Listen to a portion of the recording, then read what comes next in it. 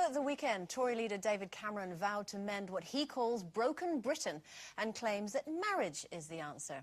In a speech, he said, "Do I think we'd be a stronger society if more people got married, if few people separated? Yes, I do."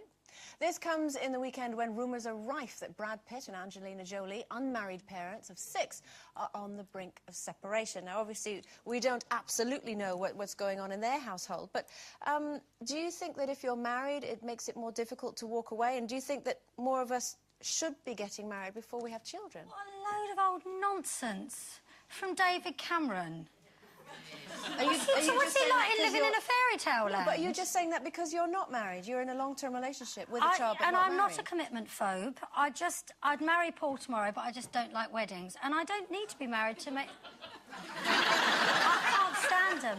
It's the frock and the whole thing. It makes you nervous, and then you want to split up with them. But you could do it very quietly. I could do it quietly, but it's expensive as well, isn't it? If you do it quietly. No, what if we paid for it? Can I get back to you on that?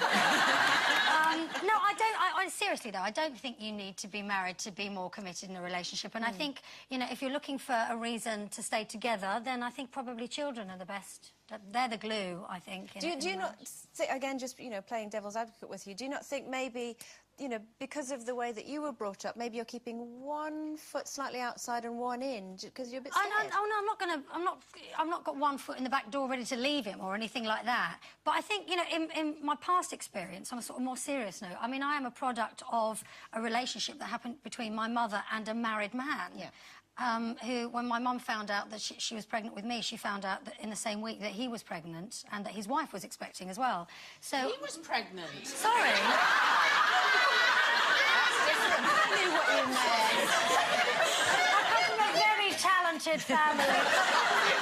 But basically, it's clouded your vision of marriage. I think that being married, people don't actually honour the vows. I don't believe that they do. I think if you want to stay with somebody, you stay with them, and if you don't, you don't.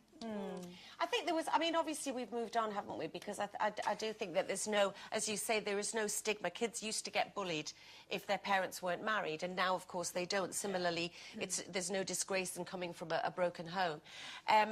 I've been married twice, and I think it depends how you do the vows, because I went for richer, for poorer, for better, for worse, and then in sickness and in her sickness and in her... No, I didn't, I'm only joking. But I do... No, I think that... I think that one of the... I think that, and I've said this before in the show, that whether you're married or just in a committed relationship, that I think people should try harder if they have children. I don't think that they should stay together if they're desperately unhappy, because I think the children would mostly agree that they'd rather their parents be happy and split up. But I do think that people shouldn't fall at the first hurdle, which I find that they do. I think that one of the reasons that Tim and I have stayed together after 20 years, because, by God, as people know, we've had our ups and downs, and we've been close. We have considered separating. Why do you stay together? Several times. There must be a reason, mustn't there? Well, you ask him, because I'm clearly so horrible to him, Sherry. Yeah.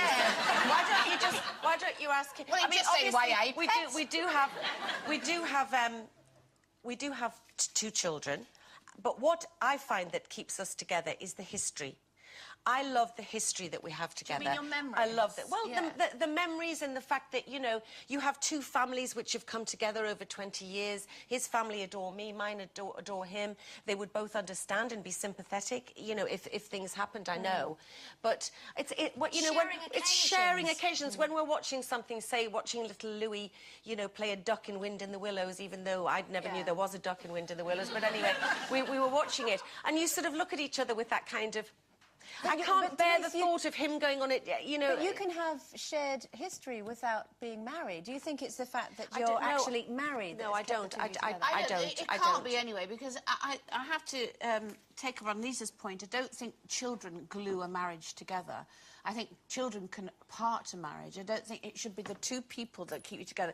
Whether you're married or not, I don't think that's of any importance whatsoever.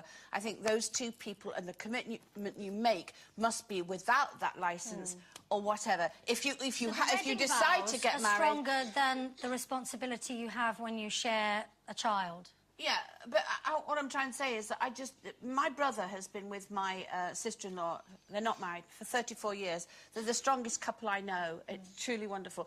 And they just commit, and they've committed. Now, I stayed in my marriage, admittedly, for Keeley, and it was wrong. It was totally wrong. I should have gone. We would have both been happy with someone else, and Keeley would have had a better life. But it might have worked. If you did, you know, there's... I tried every which way. To be honest, at the end of the day, a happy mummy and daddy make a happy family. That's whether or not you're married. Exactly right. OK, it's time for one final break before we catch up with